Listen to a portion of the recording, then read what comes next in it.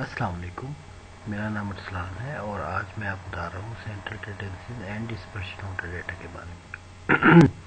जब भी हमारे पास डेटा आता है तो डेटा को हम जो है लेट्स सपोज अगर हमारे पास जो है वो न्यू नेट्स का डेटा है और उसमें हम उसकी फ्रिक्वेंसीज और उसका जो वेट है उसको हम शो कर रहे हैं, तो हम उस डेटा को लेट्स सपोज हम अरेंज ऑर्डर के अंदर लिखना शुरू कर देते हैं और जैसे जैसे हमारे पास डेटा आता है वैसे वैसे उसका रिकॉर्ड करके उसमें लिखते जाते हैं। तो हमारे पास इस तरह से एक डेटा शेप जो है वो डेवलप हो जाती है, जिसके अंदर आपके पास ये जो है ये फ्रिक्वेंसीज शो हो रही हैं और ये आपके पास जो है वो वेट की कैटेगरीज जो है वो शो हो रही हैं। जब हमारे पास ये डेटा आ जाता है तो अगर तो हमारे पास एक या दो वैल्यू हो हम तो उसको शो कर सकते हैं, लेकिन जब ज़्यादा डेटा आ जाता है तो उसको प्रेजेंट करने के लिए फिर हम सेंट्रल टेंडेंसीज और डिस्पर्शन के बारे में हम बताते हैं। सेंट्रल टेंडेंसी बेसिकली आपको एक सेंट्रल वैल्यू बता देती है या मिडल वैल्यू बता देती है, जिसके अंदर हम मीन मीडियन और मोड के बारे में जिक्र करेंगे। और डिस्पर्शन जो है वो उसके अंदर आपके पास जो है वो कि आपके डेटा का जो फैलाव है वो कितना था उसके बारे में आपको बताएगा।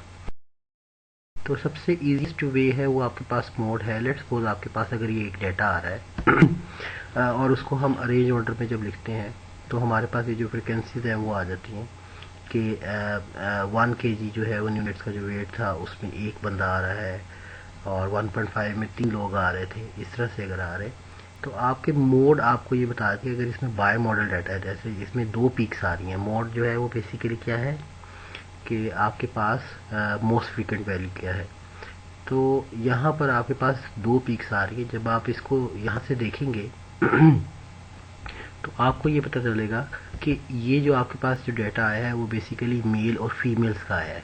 तो उसके अंदर जो 2 पीक्स बन रही है वो आपकी 2 डिफरेंट पॉपुलेशन को बेसिकली प्रेजेंट कर रही है। तो सेंट्रल वैल्यू जो है वो आपको आपके डेटा के बारे में भी बता देती है और आपको इजीली ये भी पता लग जाता है कि आपके पास मोस्ट फ्रीक्वेंटली जो है, या जैसे अब यहाँ पर आपके पास जो आ रहा है कि मोस्ट फ्रीक्वेंटली 2 kg वाला वेट था वो फीमेल्स का था और जो 3 kg वाला वेट था वो आपके पास मेल्स का था। तो ये एक सेंट्रल वैल्यू जो है वो आपके पास यहाँ पर आ जाती है। इसी तरह से नेक्स्ट आती है आपके पास वैल्यू, जिसको हम मीडियन कहते हैं। मीडियन के लिए आपके पास जो है वो बेसिकली क्या होता है कि आप अपने डेटा को 4 इक्वल पार्ट के अंदर डिवाइड करते हैं, जिसे हम क्वार्टर कहते हैं। तो अगर हम Q1 को फाइंड आउट करना चाह रहे हैं तो हम क्या करेंगे, अपने डेटा को अरेंज ऑर्डर में लिखेंगे, असेंडिंग ऑर्डर में, जिसमें स्मॉलेस्ट वैल्यू सबसे पहले और लार्जेस्ट वैल्यू सबसे एंड में लिखेंगे। और उसके अंदर क्या होगा कि हम जो है वो उसके क्वार्टर्स बना लेंगे। तो अगर एक क्वार्टर 1/4 होता है तो हमारे पास जितनी भी फ्रिक्वेंसी होगी हम उसको डिवाइड बाय 4 कर देंगे तो आपके पास Q1 आ जाएगा। इसी तरह से अगर आप सेकंड क्वार्टर फाइंड आउट करना चाह रहे हैं तो इसी क्वार्टर को मल्टीप्लाई बाय 2 कर दें, तो जो नंबर आपके पास आएगा वो आपके पास Q2 को वैल्यू आएगी। और अगर n/4 मल्टीप्लाई बाय 2 करें तो n/2 बन जाता है। ये इसको हम असल में मीडियन भी कहते हैं, जो कि 50% ऑफ डेटा के 50% ऑफ डेटा जिस वैल्यू पर लाई करेगा उसके बारे में बताएगा। इसी तरह से 3 मल्टीप्लाई बाय क्वार्टर कर देंगे तो ये आपके पास थर्ड क्वार्टर आ जाएगा। अब आपके पास जिस तरह से हमारे पास जो डेटा गिवन था, इस डेटा को अगर देखें तो इसमें 28 वैल्यूज थी और उस 28 वैल्यूज के अंदर जो है वो अगर हम 28 डिवाइड बाय जैसे नंबर ऑफ ऑब्जर्वेशन हमने बताया n/4, तो 28 डिवाइड बाय 4 करेंगे तो ये 7th वैल्यू आपके पास आ जाएगी। इसी तरह से Q2 को आप देखेंगे तो ये आपके पास जो है वो 14th वैल्यू आ जाएगी। और Q3 को देखेंगे तो आपके अरेंज ऑर्डर के अंदर जो भी वैल्यूज होंगी वो 21st वैल्यू जो है वो आपके पास यहाँ पर आ जाएगी। तो अब ये जो डेटा है इसमें अगर आप ये देखें तो आपके पास 1 2 3 4 5 6 और ये 7th वैल्यू है वो इस के अंदर आ रही है, 2.5 कैटेगरी में आ रही है। तो इसका मतलब है कि आपका Q1 जो है वो ये बनेगा। इसी तरह से अगर आप इसको कंटिन्यू करें तो 8 9 10 11 12 13 और 14, तो 14 जो है वो आपके पास 3 की कैटेगरी में आ रही है। इसी तरह से Q3 है वो आपके पास 3.5 वैल्यू आएगी। तो ये आपके पास एक तरीक़ेकार है अपने डाटा को बताने के लिए।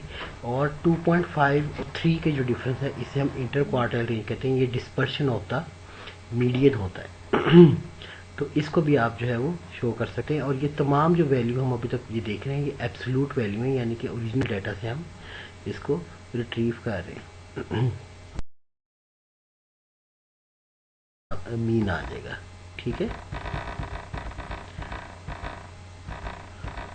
तो ये 3 आपके पास इसका मीन आ गया। अब जब आपके पास 3 मीन आ गया तो इसका मतलब ये है कि ऑन एवरेज आपके जो आपके पास सैंपल था या पॉपुलेशन थी उनका जो वेट है वो 3 है, लेकिन उसका कुछ फ़र्क आ रहा होगा हर वैल्यू के साथ। आपने जो है उसके जो फ़र्क आ रहा होगा उसको मेजर करने के लिए आप कहेंगे कि हर वैल्यू में से मीन को माइनस कर देंगे। तो ये आपके पास तमाम वैल्यू है रेंज ऑर्डर के अंदर, उसमें से आपने जब -3 किया यानी कि जो माइनस मीन करके लगाया था तो आपके पास ये सारी वैल्यू आ जाएंगी। लेकिन क्योंकि मीन हमेशा सेंट्रल वैल्यू होती है और ये एक्सट्रीम वैल्यू से डेविएट करती है, तो जब आप इसके डिफरेंस को ऐड अप करेंगे इन तमाम डिफरेंस को तो ये हमेशा 0 आएगा। तो उसके सोल्यूशन के लिए हम क्या करते हैं कि हम जो है वो इसमें इन तमाम वैल्यू का जो है वो स्क्वायर ले लेते हैं ताकि ये तमाम वैल्यू जो है वो पॉजिटिव में कन्वर्ट हो जाए। तो जब हमने इन तमाम वैल्यूज़ का जो है वो स्क्वायर लिया तो आपके पास जो है वो ये इन तमाम वैल्यू का जो स्क्वायर लेके इसका सम आया था वो आपके पास 25.5 आ जाएगा। और उसको जब हम divided by number of observation कर देंगे तो ये आपके पास वेरिएशन आ जाएगा, वेरिएशन ऑफ द डाटा। लेकिन मैथमेटिक्स का असूल ये है कि जब हम किसी चीज़ में ऐड करते हैं तो उतना ही सब्ट्रैक्ट भी करते हैं। तो यहाँ पर हमने क्योंकि ये रेज़ टू पावर 2 लिया था तो मैथमेटिक के कानून के मुताबिक हम जो है उसका, और अगर वो जो उसका है हम स्क्वायर रूट भी लेंगे। और दूसरी बात जो जनरली समझने की है वो ये है कि जब हम इनका डिफरेंस का स्क्वायर ले रहे हैं तो आपके पास जो यूनिट ऑफ मेजरमेंट थे, जैसे हम वेट इन केजी ले रहे थे, वो वेट इन केजी स्क्वायर हो जाएगा। तो इसलिए हम जो है वो इसका स्टैंडर्ड डेविएशन ले लेंगे। तो ये तमाम जो भी आंसर आएगा उसका स्टैंडर्ड डेविएशन ले लेंगे, ये जो स्क्वायर रूट ले लेंगे। तो आपके पास अब जो वेरिएशन आएगा वो स्टैंडर्ड डेविएशन आएगा, यानी कि जो आपके पास जो वैल्यू आ रही है वो उसी स्टैंडर्ड के अंदर आ रही है जिसके अंदर आपने इसका मीन मेजर किया था। तो इसको जो है हम स्टैंडर्ड डेविएशन कहते हैं। और वो बेसिकली क्या होगा कि वेरिएशन का स्क्वायर रूट जब हम ले लेंगे तो वो आपके पास आएगा। तो ये जो है वो आपके पास टोटल जो है वो स्कोर आ जाएगा। ये आपका स्टैंडर्ड डेविएशन है।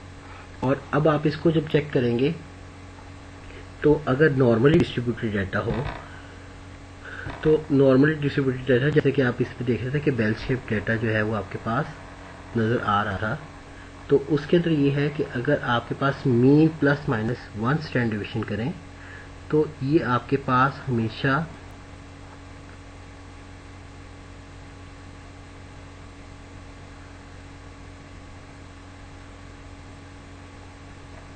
जो है वो आपके पास 68 जो है परसेंट टोटल डाटा जो है वो इसके अंदर 68.2% अप्रोक्सीमेटली जो है वो डाटा इसके अंदर आएगा। इसी तरह जब मीन ±2 स्टैंडर्ड डेविएशन करेंगे तो 95.4% टोटल डाटा आएगा। और ये आपका नॉर्मल डिस्ट्रीब्यूटेड डाटा होगा जिसके अंदर हम बेल शेप कर्व जिस तरह से अभी शुरू से देखते आ रहे थे।